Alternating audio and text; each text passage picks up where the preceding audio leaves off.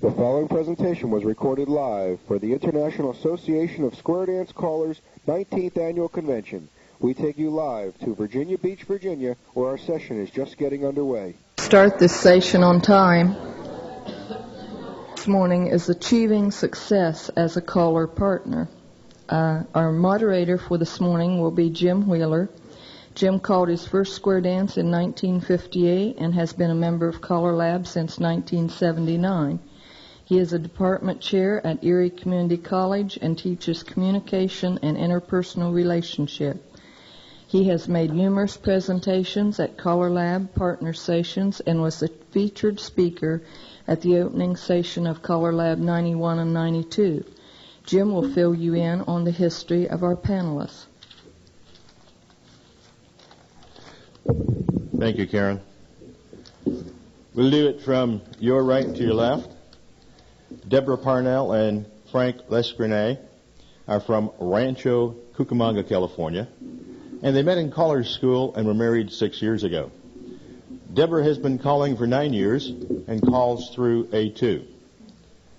Frank for 4 years and through C1. Frank calls part-time and is employed on the retail end of the food and beverage industry. Deborah is a full-time caller, busy about 300 nights a year, and records on the Rock and M label. She is also the California chairperson for the CALLERLAB Foundation.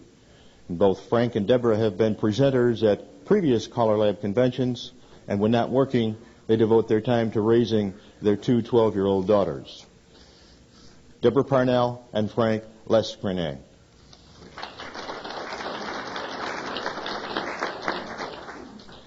John Paul and Bobbi Bresnan from Birmingham, Alabama, married 33 years. They have 2 children, a son and a daughter, and 1 grandson. They've been dancing since 1971 and have been calling team since 1972. John Paul is a full-time electrician and has been for 34 years, while Bobbi proudly kept the home fires burning since they've been married. They call for 2 clubs in the Birmingham area and have called at Fontana for 10 years. They also appear at English Mountain, numerous special dances, and one-night stands. They have been members of CALLERLAB since 1976. John Paul and Bobbi Bresnan.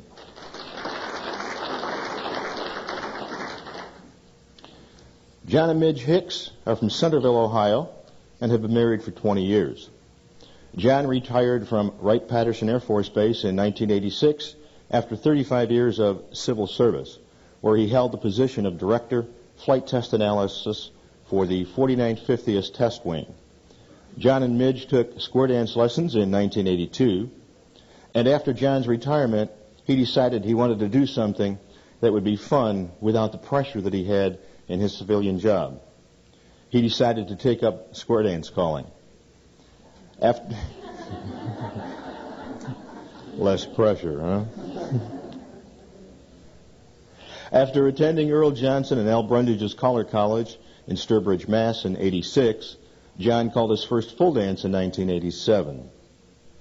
He is currently the club caller for 4 clubs, teaches 1 class a week, and calls about 150 to 200 dances a year. Midge worked at Monarch Marking in research and development. In 1987, she decided to become an entrepreneur and started her own square dance clothing business. Midge follows John to all of his dances and occasionally takes along a rack or 2 of square dance clothes to sell to the dancers. John and Midge Hicks.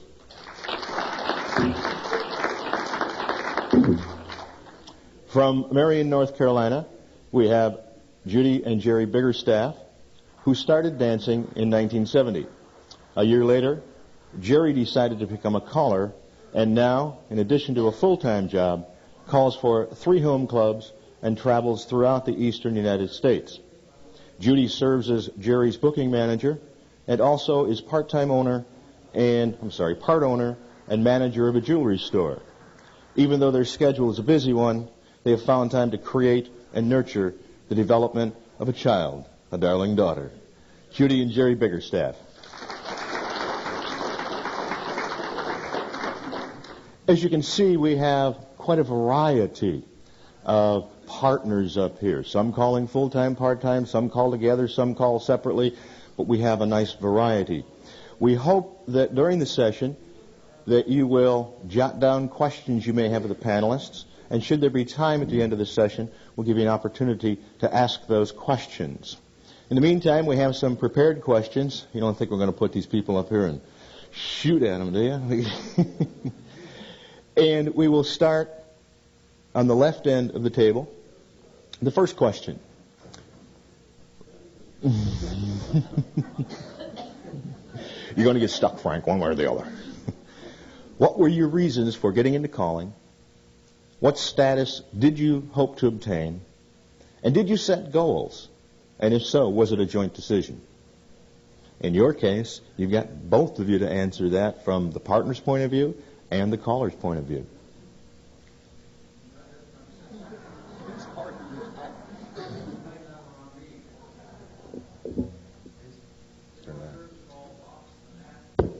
Basically, I got into the square dance activity because the choreographic challenge. I was just really disappointed in the caller that I learned from. Couldn't do anything but anticipatory setups, and I thought, well, I can do better than this. So that's basically why I got into the calling aspect of it.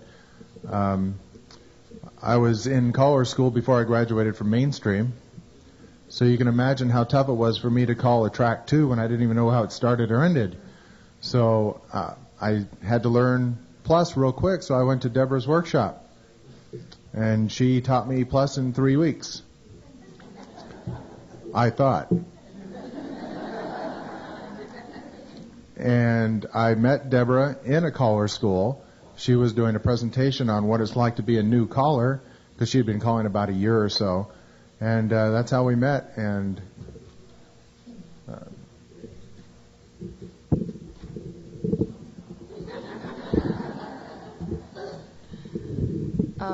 I personally got into calling because I wanted to do something with my voice. I enjoyed singing, and I had gone to a caller friend of mine who belongs to the Academy of Country Music and asked him if he felt I had a marketable product as far as my singing voice. And he felt, he kind of, because your family all thinks everything you do is great, so they're not exactly the most unbiased people to ask for their opinion. So he encouraged me to get into the square dance calling end, and as a dancer, I had never thought of pursuing that. And as far as what I wanted out of the activity, the goals that I set at the beginning when I started 10 years ago were that I wanted to be known as a good caller. Not a good female caller, a good caller. And I also wanted to have fun. And I feel that I have achieved both of those goals, but they're not the kind of goals that once you achieve them, you stop. It's an ongoing type of a thing for me. The goals that we set together for beginning to travel the national circuit and that sort of thing were something we had to decide together, because there's a lot of give and take on that. There's a lot of sacrifices that have to be made.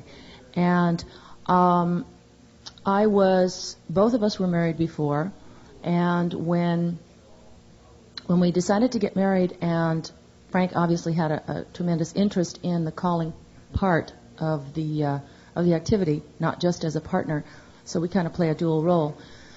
We decided that we were not going to go separate ways. In other words, he was not going to have his dance on Friday, and he left and went this way, and I had my dance and I left and went this way. So we made the decision together that if we were booked, one of us was booked, then the other one would not accept a booking date on that night. Now we've done a little bit of give and take on that. If an opportunity comes up and we feel that it's really a good one, we'll take it.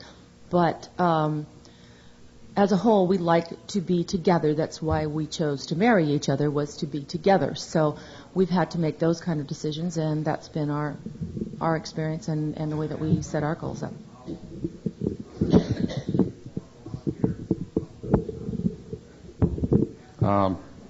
I don't think that I can remember back 20 years ago when I got into calling that a big discussion between Bobby and I about why we were getting into calling developed. I think it was more I was interested in singing. I enjoyed singing. I sang along with the caller when I was taking lessons, and with some prompting from some of the people that were in the classes with us, why don't you do a singing call? Why don't you get into calling? And it developed into, right before we graduated, one of my best friends went up and asked the caller, said, why don't you give a record to John Paul? Because I think he'd like to call. And I think that's the way we got into calling. I don't remember discussing it a whole lot with Bobby. Let's get into calling. To be very honest with you, our reasons for getting into square dance classes was my boss was a member of a club, and he insisted that I come. And of course, a little bit further background on that, I was into bowling, and I was into hunting and fishing, and Bobby was into raising children. And it just seemed like we had to find something we could do together. And I don't know if square dance calling was, because when we were square dance lessons, we were together as a dancing partner team. And then we got into calling, and it seemed like I was calling, she was sitting more than when we were dancing together. But Bobby's very supportive of me, and since that time we've had plenty of time to talk about why we call and why we work together. I have attended 2 callers schools, and when we talk about attaining goals, and I remember a list that Cal Golden gave me. What are some of the goals that you wish to attain in calling? And I marked, there were probably 20 or 30 things on there. I marked every one of them. I thought eventually down the line I'd like to, if I became good enough and qualified, I'd like to become a full-time caller. But I'm backing off that a little bit now. I'm not sure that's the goal I want to set. I'm not sure that I'll go that route. But I'm happy where we're at and doing the things we're doing. I'm a full-time electrician, and I still depend on that for my major income. So square dance calling is, although it's a big part of our life, it's still what we call a part-time activity for us.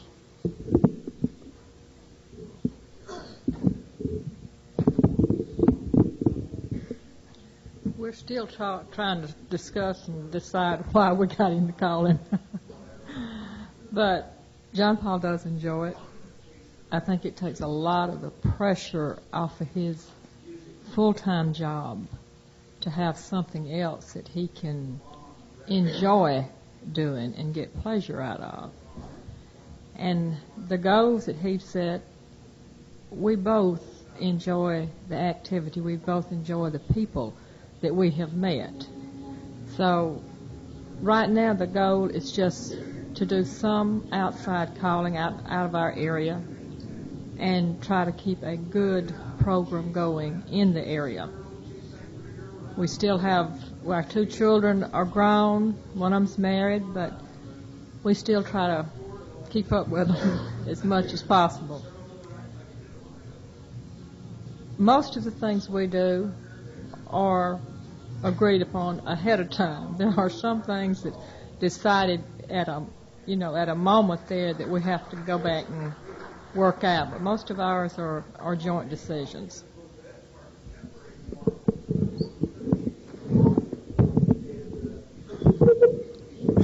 Maybe I should let John start this part of it, since he decided to get into calling, and then I'll add to it.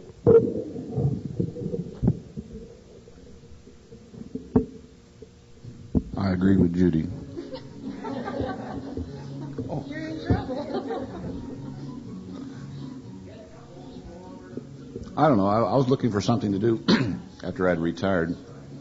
And I'd been a singer for quite a while, church choir type music, and enjoyed square dancing very much. Of course, I've only been dancing about a little over 2 years when I did retire. And I know we went to the Indianapolis Convention in '86, and I started looking around for where I maybe could find a caller school to go to. Finally found one, and you can't hear. Yeah, it's not my fault, you know. But after I'd gone off to the caller school, you know, like you said, I think I did set some goals. I'd like to get a booking. I can't say that I made any long-range goals at all, though. It was just something to have fun, you know, things you can enjoy in your retirement. Something that you can stay busy, you know, and have fun doing it. And pick a little change, you know, it's not bad. But I don't think I made any long-range goals at all. But I have kept sliding my goal out in front of me all the time. You know, maybe the next one was to make $50 for a dance or something like that. But you got something to add to this? I'm sure you do. Don't we always have something to add? Basically, I feel that for us, this was an ideal situation. We have 5 children, all grown. John's retired. I quit. I got tired of getting up every morning and watching him sleep, so I just quit my job. And we're free during the day. We have a chance to travel with Square Dance Calling. We meet a lot of nice people. And it really, for us, has been an ideal situation because we can do things when we want to. We can turn things down if we don't want to do them. So I really have enjoyed the activity. I was not really, probably shouldn't say this, but I was not really 100% into square dancing, and I don't know that I really am now. I enjoy probably the people. I started my own business back 4 years ago with Prairie Skirts, Square Dance Skirts, and that kind of gives me something to occupy my time while he's calling a dance, because I take clothes to dances and show them at the dances. And it's kind of gone really well hand in hand with my business and his calling business, and people seem to know who I am. Not that I really wanted that much recognition, but I think that from the business, I'm not just the caller's wife, but they know me that I'm Midge, and everybody knows me by name rather than, oh, who's that lady sitting in the corner?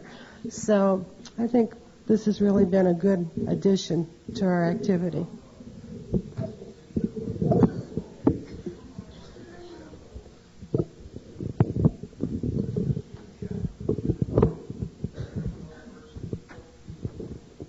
Okay. Can we answer this to the tune of the music? Seems like they could hear us better. And what was the question? It's been so long. Oh, okay, I remember. Why did we get into square dance calling?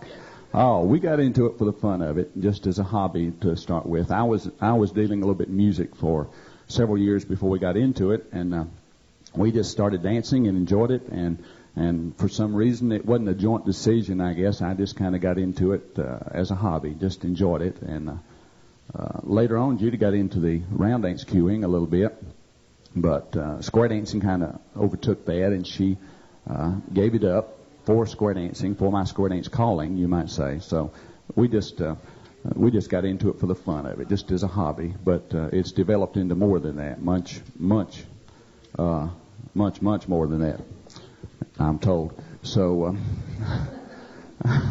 but we enjoy it very much and do a lot of traveling, meet a lot of people. And as far as our goals, my goal to start with was just to be able to be a good caller, just to call some of the formations and give people a good time. Just let them enjoy themselves and have a good time. Like I see some of the other people when I go to the other dances where the other callers, or quote big name callers, when they would come through, you know, you'd see people really having a ball. So my goal was just to be able to give them a good time like those callers did. And I don't know if that's happened, but we enjoy it very much. Or I do. I do too. Jerry mentioned the round dancing. The agreement was 15 years ago when I gave my rounds up because we were starting to go in different directions and we didn't want that. And I've told this story before, but the agreement was 15 years ago that we would get back into round dancing. And I'm still waiting. And that was 15 years ago. I've heard that story several times. and he'll probably hear it again. But I enjoy the square dance, and I enjoy the places that we go and all the people that we meet. I resent the part of Jerry's calling that took us away from the square dancing, because I enjoy the square dancing activity. And I dance a lot. I'm very fortunate. The places that we go and Jerry's clubs, they always make sure I dance. But as you know, it's not the same as having your partner that you know you're going to get out there with, and you don't have to wonder, well, am I going to dance the next tip? And so that's one of the main things that I have trouble with is keeping the resentment down. And he does hear about that also every once in a while. Thank you. For the next question, we'll start at this end and move the mic back that way.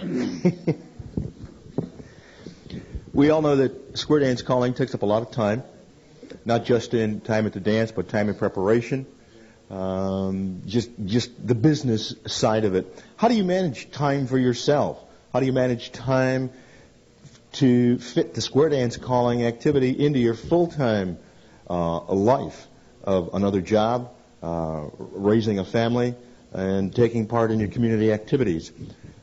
And along with that, what are the common problems that arise, and how do you find yourself handling those problems? You want me to answer that? Let Judy start that. We, of course, our daughter now is grown, and I work a full-time job, and I call basically 4 or 5 nights a week, so it's tough working other things that are not concerning square dancing into our life. So, we every once in a while we catch a night free, and we'll go somewhere, or if we can try to find some friends that are not square dancers that want us to go do something else. We just try to work it into our schedule. It's really tough at times. That was short. When our daughter was growing up, the one thing that we made sure of was that everything that she was involved in, if she had a concert or a play, we were both there. I can honestly say that Jerry never missed anything that she was involved in. And that's the way that I thought it should be, and he did too, so we made sure with that. And as far as my business goes, if anything comes up in my business, I do what I'm obligated to do with my business. And if it doesn't agree or doesn't go along with what he has to do, then he goes by himself, because that's my business, and I feel like that I should devote what I have to do to that business, and we just do it. It doesn't really cause problems. We just do what we have to do. I've never understood some of these guys like Jerry that works full-time and still is able to do this, because I don't know that I could. I'm just very fortunate to have the time available. And I have to say I'm almost consumed, though, with the square dance calling. I spend a lot of times working on my computer or working with my dolls and things like that, and doing choreography. But I've got that time available. Of course, she's on me from time to time because I'm not getting the house cleaned. But then I got some help on that. I got a cleaning lady now to help me out on that. But it does take a lot of time, and I think to be a good caller, you've got to devote a lot of time to it. And I thought I was getting away from some of the pressures I had of a job before, but this is a totally different kind of pressure. Fortunately, in the job I had prior, I'd held a microphone a lot. I had a little electronic organization, and of course, it's kind of a show and tell. Whenever anybody comes through, I have to give them a tour and explain what we do and so forth. And so I've had a lot of experience with a mic, but it's not the same as being a performer. I talked on subjects that I was an expert. Now the dancers are the experts, and boy, they let you know if you're not if you're not doing your job right. They'll let you know. So there's still lots of pressure, and I can really tell the difference after a dance. I just feel mentally drained sometimes. But I don't know. I think I handle most of the pressures from outside the work. I do a lot of work on her business as well, all the administrative side of it. my yard work suffers. I have to say that. But, it'll be there when I get back home. We may need a goat to mow the grass, but John is a very intense person. When he does something, it's 100, 200, 300%. And basically everything else somewhat suffers. And basically we give up other activities. We used to play golf and go out to dinner theaters and several other things. Am I saying the wrong thing? I don't remember. But basically, our whole life right now is really consumed with his calling. It's not something that I really object to because I do enjoy it, even though I'm not that much of a person that likes to dance. If I dance one or two tips, that's good. But I'd rather sit around and talk with the dancers and the people that I've gotten to know. I would like to start back into some of the activities that we gave up. However, I've kind of developed my own interests, and I go to Bible study I think, and plus go dancing, so that's about it.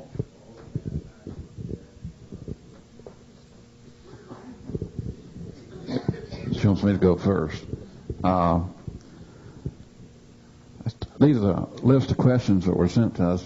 Some of them very tough, and some of them we don't. I know as personally, I didn't give a lot of these things much thought. Did we really, while our children were growing up in the 20 years that we were calling, did we really give them enough time of our time? Because I know that I took square dance calling very seriously. If I had a club that met twice a month, I was there twice a month. If I started taking bookings,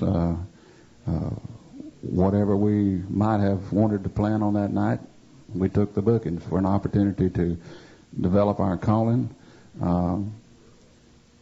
I look back now and I think, well, gosh, did I really give those kids enough all the time I should have? I think that maybe I didn't. I don't know. I feel very proud of them. They've accomplished a lot, and we're very proud of them. But if I went back and did it again, I might do it a little differently. I don't know for sure.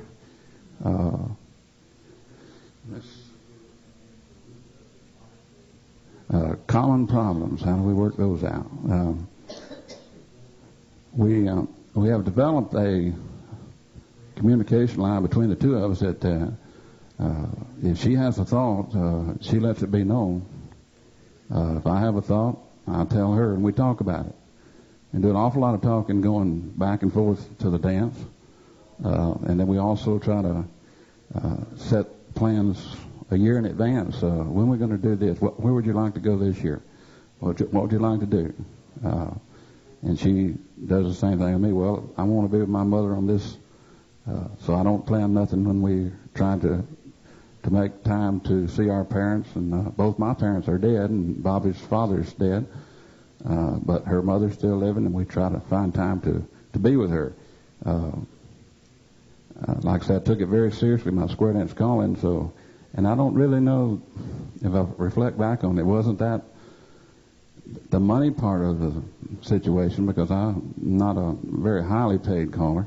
Our area is not known for paying their callers real well, and I don't be the first one to tell you I don't depend on it for my living, but I'm very obligated. When I make an obligation, I try to carry it out.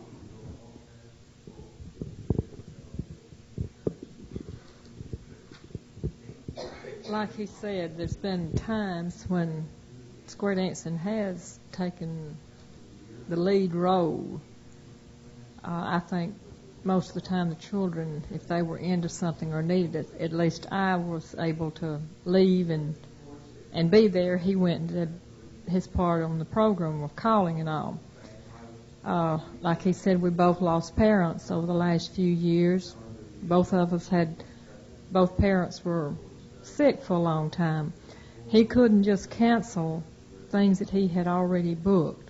So a lot of those times I went to see about the parents and stayed with them, he had to go ahead with his calling. That was, I guess, our most difficult problem, is if you'd call it a problem, because illness takes a lot of stress on whichever one's having to be there all the time. But fortunately, he was able to overlook the washing, the ironing, the house cleaning. It stayed there. It didn't go nowhere. Nobody did it. It'll get caught up one day, hopefully. But I think just being supportive. I don't plan a lot of things. Most of his bookings or anything that I take, we discuss it before I put it in ink on the calendar, because his work sometimes schedules him for overtime work on jobs he cannot say no to. So we have to kind of talk those things out before I book them. I just get all the information down and let him then check with his work before we say definitely yes.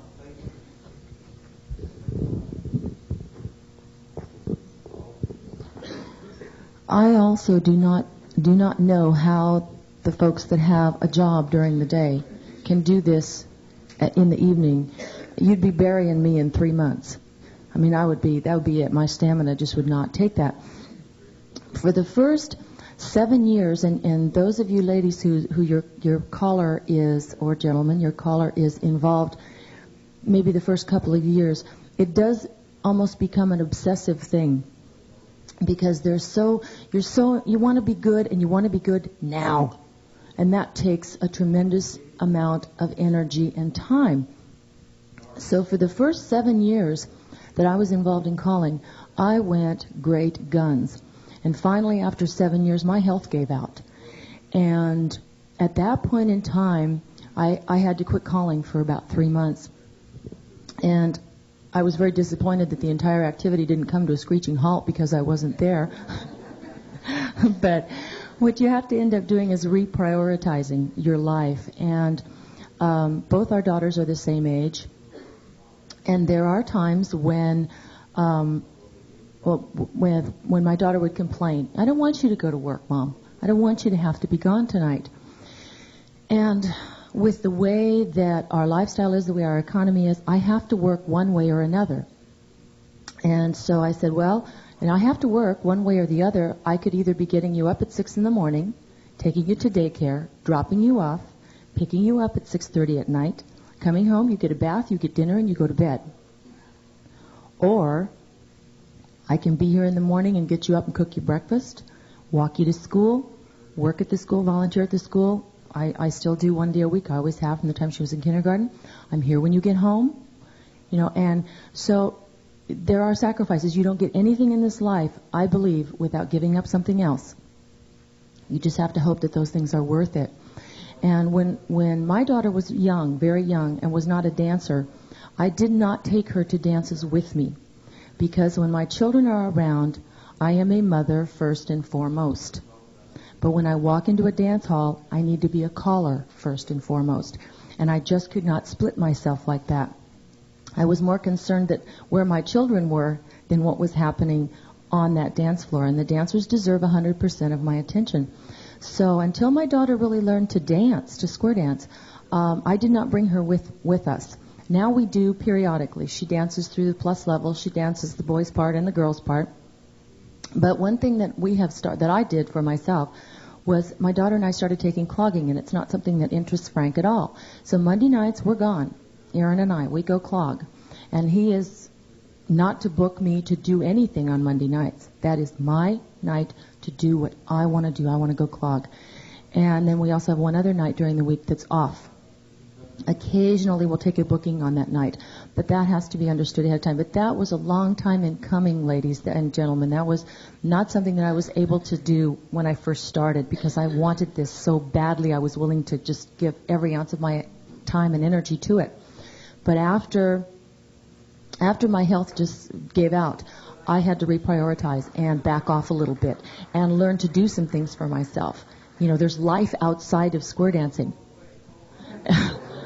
Amazing. I bowl. I mean, my mother and I bowl together one day a week, and so. But it was a hard lesson. I never learned anything the easy way. So I hope that you don't have to go through something like that in order to have your caller and yourself be able to understand that. I'll pass it on to Frank. What kind of life after square dancing? Just very briefly, if you want something for yourself and it's very important to you, plan ahead and set your priorities. If you want to be off, if you've got an anniversary that you want off, which it seems like we're always calling, or a birthday we're always calling, and you want that off, if it's a 50th birthday or whatever, mark it off and say, I am not going to book it. Otherwise, you will be consumed like what's happened to us. I do all the bookings, so that's why she's pointing at me. So just set your priorities. What's important to you? You know, you're the one that has to deal with the consequences. One thing that happened to us at Christmas time, we always have a family party with her family, and the family changed the night on us. It's always on Sunday. It was a Saturday, and we had a dance booked. And we called the club and says, you know, we gave them as much time as we could, but said, this is important to us. We need the night off. Can we get you a replacement? And they were, the family gets together once a year. So that was a decision we made. The club was understanding, and so we did that. But if you can, set your priorities ahead of time. Thank you. The next question, let's start with the center two couples. And we'll start with John Paul and Bobbi, and then we'll take the other folks, and we'll move on down that way. As we know, anytime when two or more people get together, there's always a possibility for disagreement, conflict. When the group is more than two people, the potential for the conflict and the problems and the complaints arises. Who handles the complaints, the problems, the gossip, the club politics, everything that's involved off the dance floor with your clubs and your calling engagements? John Paul, Bobbi, if you'd start, please.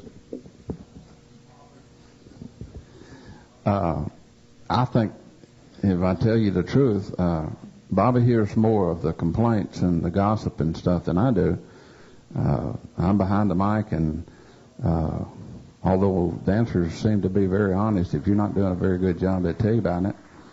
But most of the things, complaints that if I'm doing something wrong or something going on within the club, Bobbi's on the sidelines a lot, and I think she hears quite a bit more than I do. But she's the first one to tell me if she finds out something I need to know. So we have a chance to talk about it.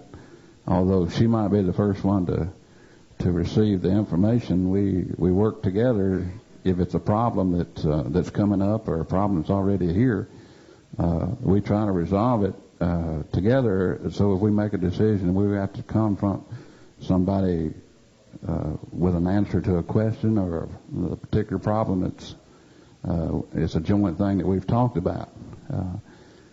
But I'll be the first one to tell you, I think she hears more of the complaints and the gossip and the negative things than I do. Although like I say, a dancer's very honest. They tell you sometimes things that you don't really want to hear, and destroys your ego a little bit. But I think that's the way it is with our situation.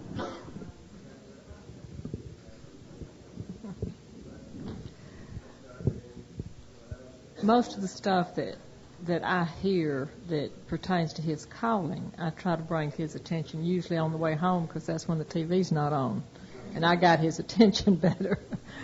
But other problems that just arise from one is disagreeing with another dancer or something, I try not to get into taking sides. I just listen. And a lot of times that's all they really want to do is get it off their chest and just say what they want to, and then I leave it there. I tell him about it on the way home, but try not to agree or disagree, but just hear them out. And usually that has helped work out any kind of problems that kept them from getting to be a bigger problem. Because once they have said what they want to say, most of the time they're ready to drop it. So the things that really pertain to the calling end of it, or that's going to improve the club, I can give him my ideas on it and let him work it out from there.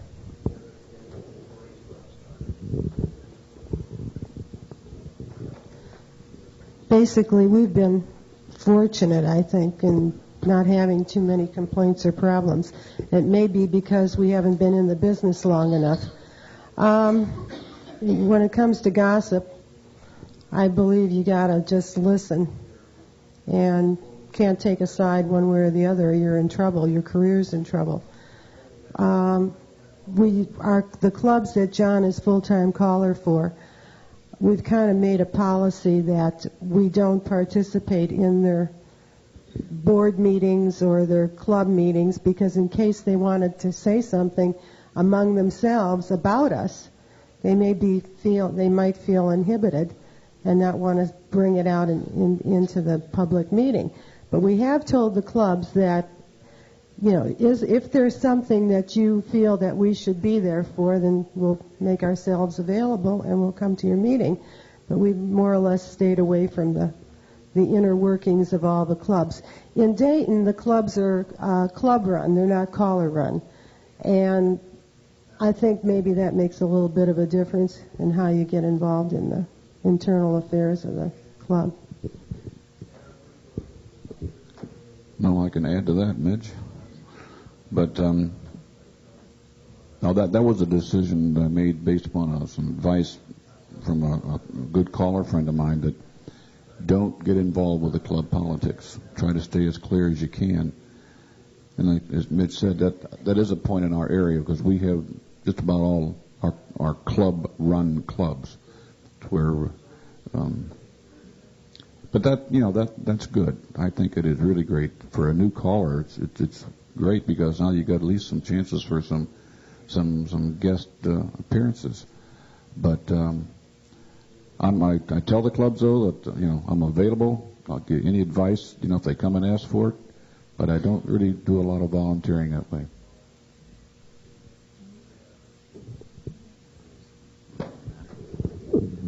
Well, one of my clubs is a club-run club, and we try not to get into the politics of the club too much.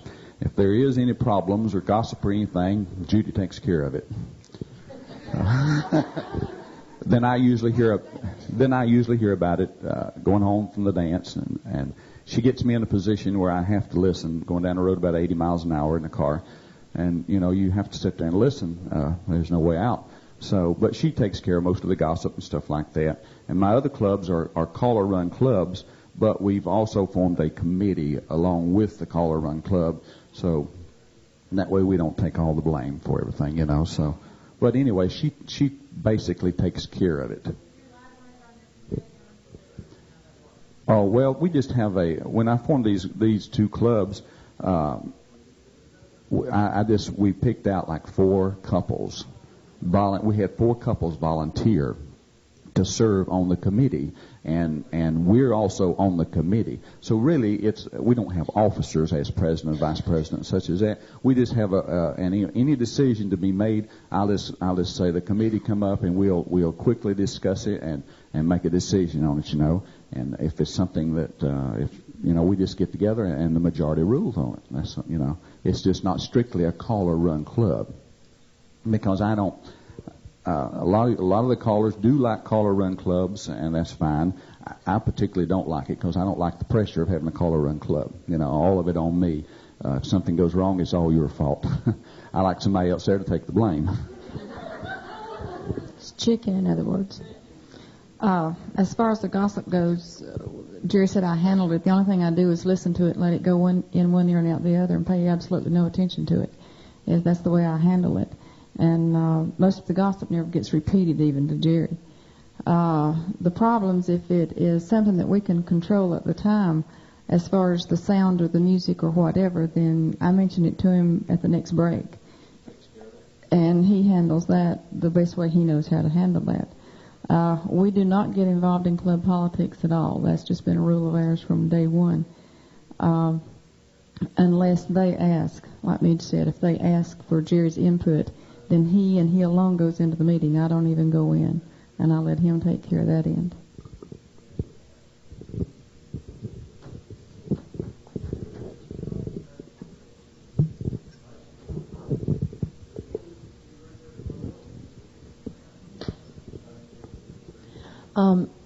Our setup or situation in Southern California is quite different from the rest of the square dance world in that the clubs will employ a teacher to teach their dancers to dance, but at all, if not most of their dances, there's a different caller calling every dance. So the clubs employ in the different callers to do that. I don't deal at all with politics. I am not extremely diplomatic. I have a tendency to sort of shoot from the hip. So I survive a lot better if I'm just not involved with that at all, because I have a tendency to speak my mind. So it's behooved me to stay away. As far as the gossip goes, we really don't hear very much. I personally, if a dancer comes up to me and begins to gossip about another caller, I cut him off. I will not stand there and have one of my peers cut down. I just won't listen to it. And what I tell them is, hey, that person's a friend of mine. And then they usually, I'm not a garbage disposal. I'm not going to stand there and let them dump their garbage on me. So I usually, which means I'm always the last person to hear anything. I mean, I know what the sound is supposed to sound like. And, I mean, I always walk the hall and move around and stuff, and they'll say we can't hear or whatever. And then I try and take care of it right now so that they can hear. Thank you. Deborah and Frank, both being callers, you have your identity as callers, but you also have an identity as a caller's partner. This is for the entire panel, how do you make sure that in that team that exists at that time, the non-calling partner still has an identity? Or is it not that important to you? Frank shared a story with me, I don't know if you want to share it with the public or not, regarding caller's partner that I found to be quite interesting. So how do you make sure that your partner is still an entity unto themselves, rather than just the extra baggage, the appendage, the tag-along? I have just recently come into my own as far as being recognized as a caller. I've just pretty much always been Deborah's husband. About 3 years ago, it was about 3 years ago when I did a session for CALLERLAB on computers and how it relates to the square dance activity. No, it's my story. And you do the session, and there were a lot of interesting questions. So you walk out into the hall after that, and women were coming up to me asking about a certain program or how does it affect, what are advantages and disadvantages, etc. And Deborah was in another session because we always split up. So she came and stood by me as the line was waiting for the questions. And she, for the first time, realized what it's like to be a caller's partner. Totally ignored. It was like she wasn't there. And it was a real eye-opener for her because she had never been on that side of it. And I think it was a good experience, I think. It was, because it was a very interesting place to be, in that I was there. I knew I was here, but it was like, people didn't come up and they looked right through you. Not at you or around you, but right through you, like you don't even exist. And I stood there for a while, and I thought to myself, I don't like this. I'm sitting and I thought, I wish every caller would have, I mean, somehow we could create like a rule. You can't be a caller until you've stood in these shoes and felt what that feels like.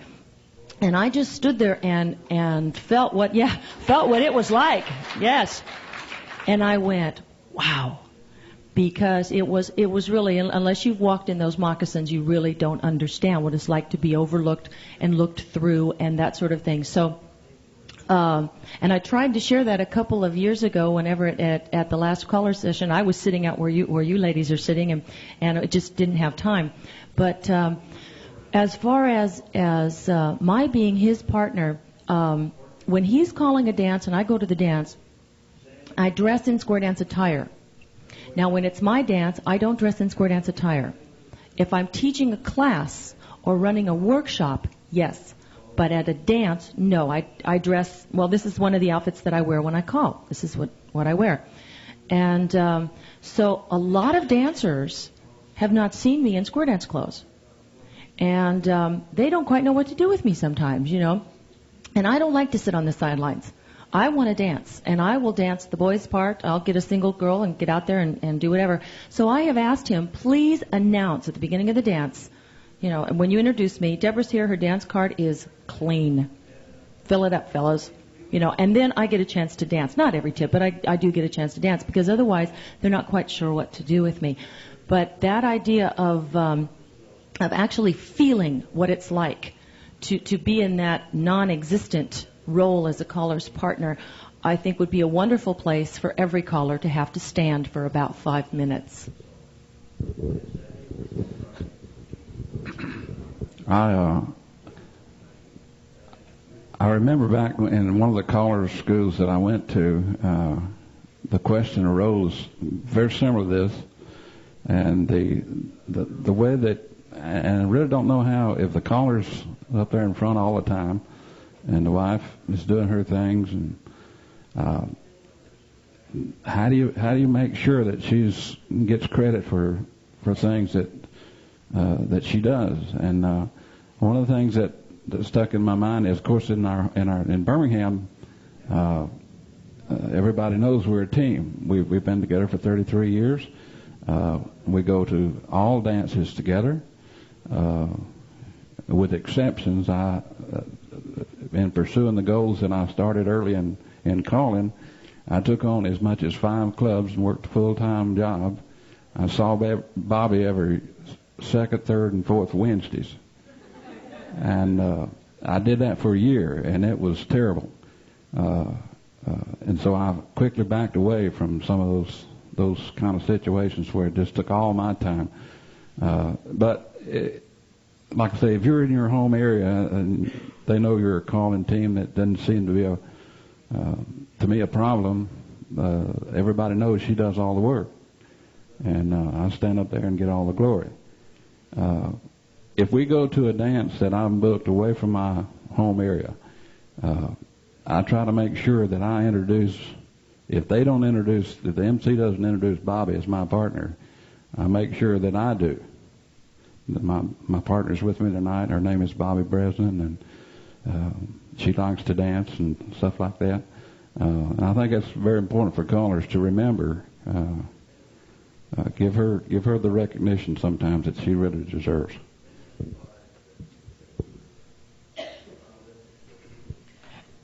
In our era, as he says, most of them know we go together, and the dancers are real good. I dance sometimes more than I really want to. I've had back problems, so that has taken me out of the activity some as far as an active dancer. But our dancers have been real good. Now, so I have gone through lessons and go with him. And at the end of the lesson, I've heard some of the students say, "Is he married?" So it doesn't always come across, but most of the dancers do, and they look after me real well.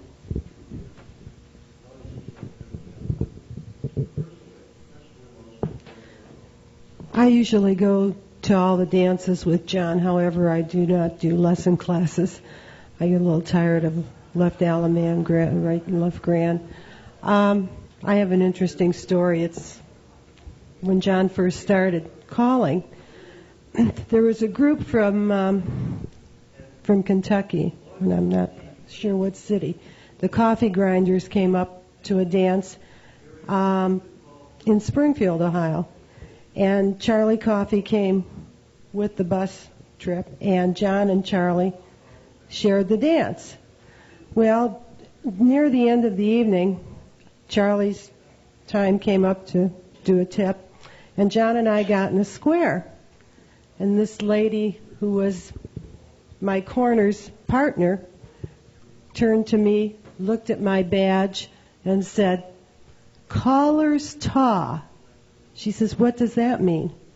And I said, "My husband's the caller." She said, "He is? Where does he call?" And I said, "He's been calling the dance half the night." She says, "Oh," and he was standing there in the square with me. So he made an impression, I guess.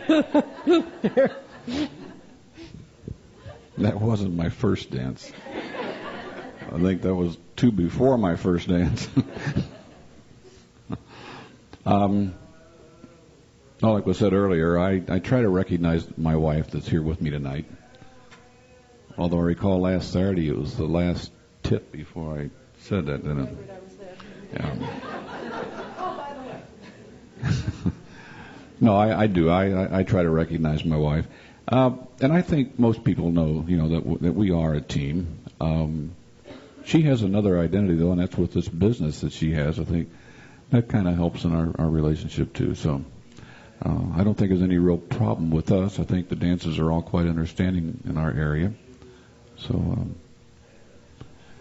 but I do try to recognize, I don't lead the girls on that, that I'm not a married man or anything like that. So make sure they get that point.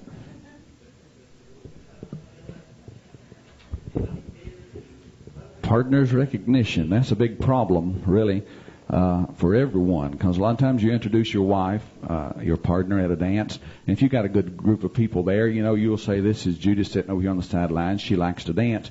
But, a lot of people out there talking to their corner or their partner or something, and they never hear. They don't know who she is. So it's really a problem. It's just a problem, and I don't know really how to handle it a lot of times. I always introduce her.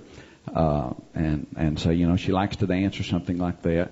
But a lot of times during the dance, people come up to her and they'll say, "Oh, who are you? Or who are you here with? Are you a single?" or something like that, because it's just a problem that's hard to deal with sometimes as far as getting, across. I think a lot of times, round dancers, when they advertise on the flyers, round dancers have the man and the wife. I think that's one way really to handle this problem. Although it's not done very often, we have a festival, a couple of them that we run, and we're getting ready to switch my picture and include her on the picture. And I really think this is the way it should be for all callers, that are married. That way, at least when people look at these flyers, they'll say, "Oh, that's his wife," and then when they see her, they'll know her, because you go into a dance and everybody knows the caller. He's on the stage constantly, and it's a problem. And we just deal with it the best way we can. Jerry was doing a festival one weekend, and this lady came up to him, and she said, "I want you to meet," and we were standing side by side, and she said, "I'd like for you to meet so-and-so." I said, "She's been wanting to book you for a dance." And Jerry turned around and said, "This is my wife, Judy," and I got the same reaction. It was just like I wasn't even there. She didn't even look at me. She just kept talking to Jerry, just yak, yak, yak. So finally when she hushed, Jerry said, "Well, you'll have to talk to Judy. She does my booking." That lady hasn't looked at me yet. I still don't know what the deal was on that one. So, but needless to say, Jerry wasn't booked, and won't be, since I do the booking.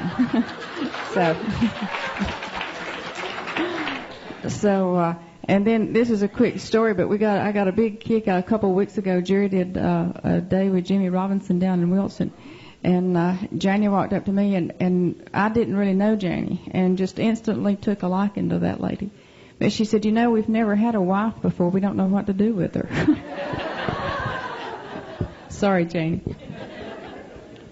But they soon found out what to do with you. I have one more question for the panel, although I have a whole bunch more. I'm going to ask them one more that was not on their list of pre-planned questions.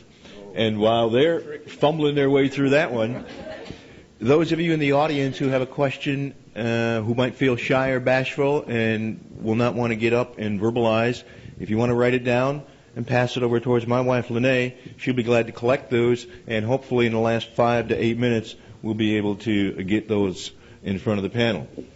Panel, are you ready? If you had a magic wand and you could make any one wish come true, what would that wish be? And Jerry, we're going to start with you because you're shaking your head. This is a partners committee. I think partners should answer first. Gee, thanks. You got booed yesterday, remember that? A magic wand and only one wish. Pertain to the square dance or life in general or whatever I want, huh?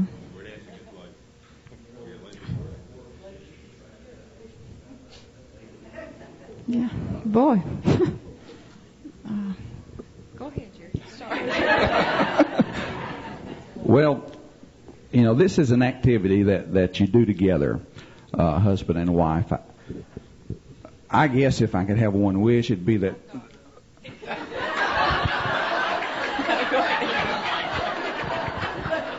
A little light just came on. I guess if I could have one wish, it'd be that both of you would be recognized equally in the field of square dancing. Really, you know, it's a joint effort. You know, the caller's up there calling and doing his job, but the partner's doing her job. She's giving up the dance time. She's out on the floor telling him what he's doing wrong. She's keeping him awake on the way home, telling him what he did wrong at the dance while he's driving. You know, so she does her job too. So they should really. That's the one thing. They should be equally recognized. Thank you. I'll pay you for that later. I guess my one wish would be that for Jerry to figure out a way, now this is just strictly in the square dancing profession, is to dance while he calls with me so I'll know that I've got a partner each and every tip. Well, I told my wife I have a magic wand.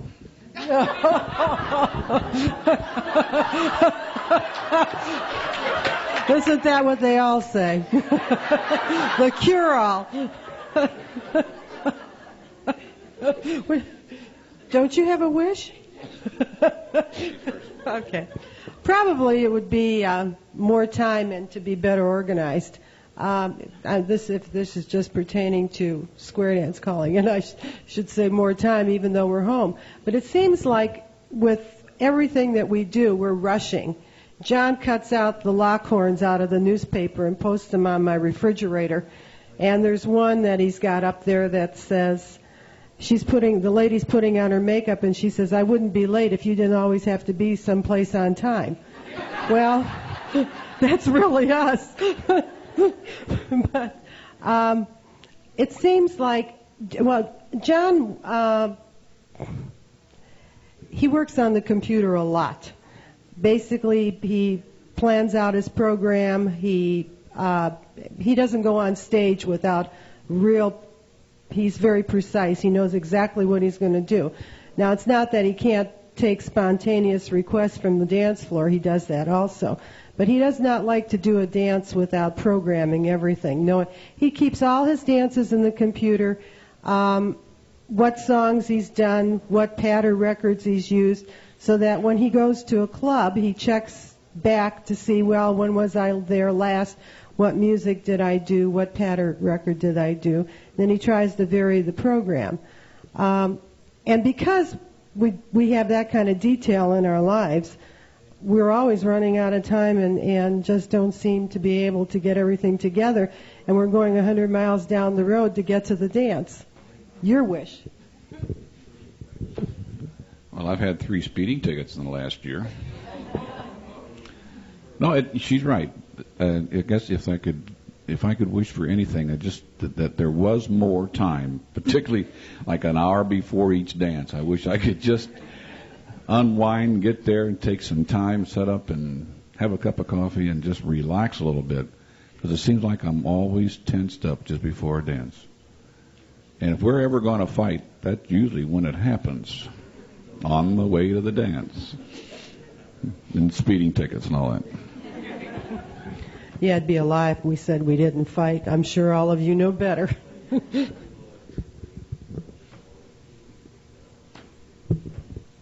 Time is the big thing, too. That'd be my wish, but also figuring out how I can be in more places than just one. I think that if you're talking about the magic wand as it pertains to square dancing and your role in square dancing, of course, all of us like more money and all that sort of stuff. The first 8 years of our marriage, like I told you earlier, I was doing things separate from Bobby, and I look back on that. I wished I had gotten into an activity that involved both of us earlier in our lives. I think we both could have benefited from it.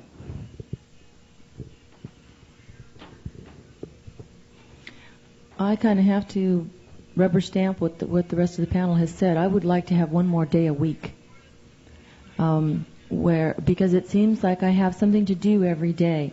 I'd like to have one day a week where I didn't have to do anything, and where there wasn't anything hanging over my head like ironing or washing or house cleaning or running here, running there. I'd like to have one day. And if I could quit my job, I could do that for you. I would probably say that most of my wishes have already come true. Getting into this activity. I know it sounds, cliche-ish, but it really has. This activity has gone far beyond anything that we had ever dreamed. When we got into it 8-9 years ago, we never expected what has happened to us in this activity to ever. I mean, you set your goals and stuff, and we've exceeded those goals 10, 20-fold. We'd never expected this. So most of the wishes that I would have already been answered. Thank you. We have about 5 minutes. What questions do you have of the panel? I don't have a question, but I'd like to commend Jerry. Even when Judy cannot be with him, he always says, my wife Judy is not here tonight, and tells him why, and that she can't be, and she sends her best wishes, but he always includes Judy, and when she's with him, she mixes and mingles with the group, and we all got to know and love her also. Yes. Good. Thank you, Jerry.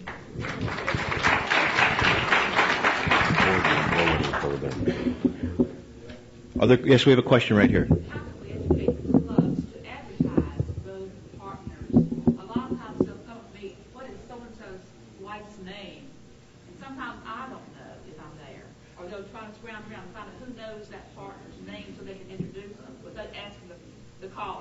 Okay, the question is, how can we get clubs to advertise a partner's name? Do you have a particular panelist that you want to answer that, or is that open for anybody? Who wants to take it? Midge?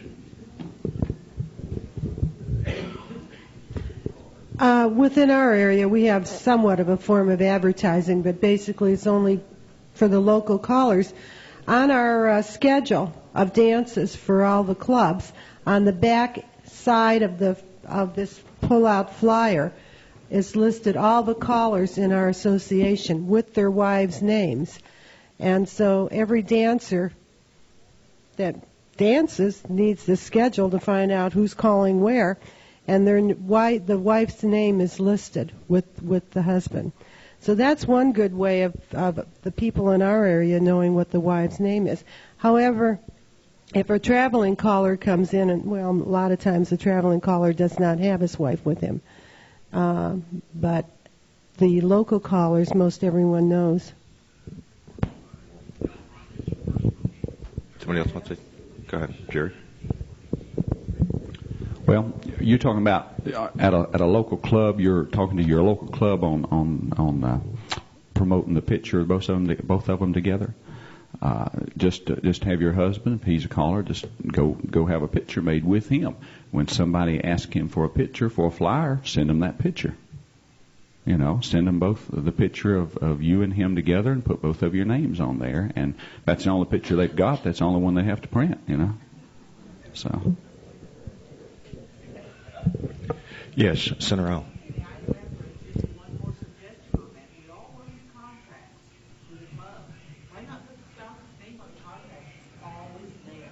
Okay, the contract, the suggestion is to include the spouse's name on the contract. Yes.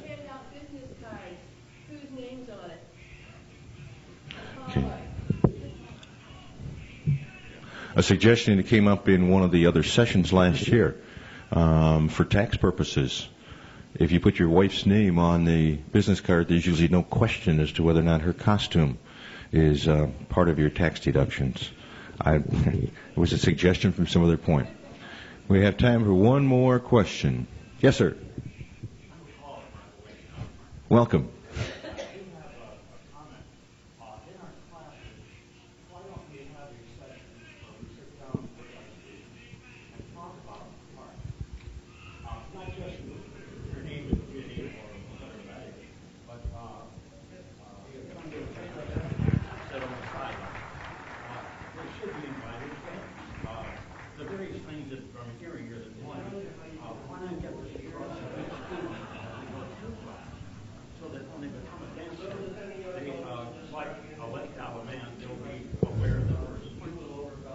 It's a good suggestion. Thank you. To include the caller's partner as part of a session, identifying her or him, and elaborating on their abilities as well as just the caller's abilities.